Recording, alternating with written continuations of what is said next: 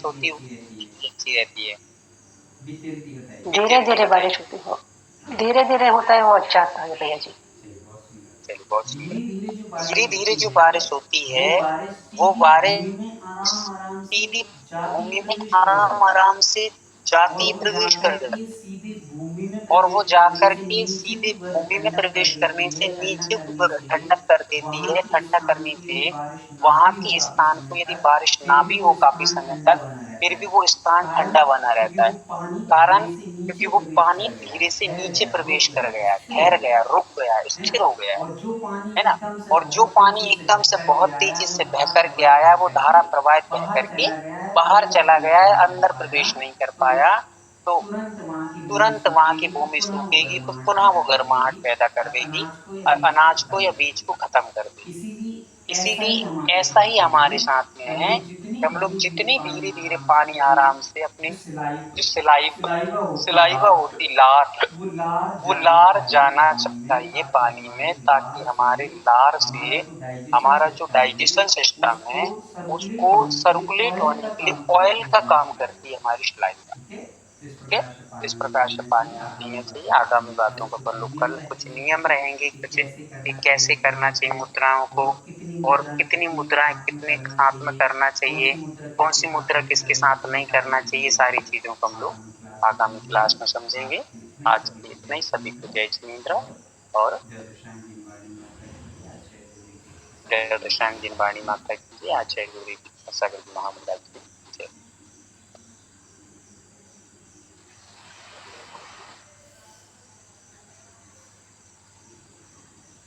वंदना भैया जी सभी को जय जिनेन्द्र। आज जितना भी पढ़ाया गया है ना, स्टार्टिंग में सारा इन्हीं का रिवीजन होगा। इसको अच्छे से पढ़ के आइए।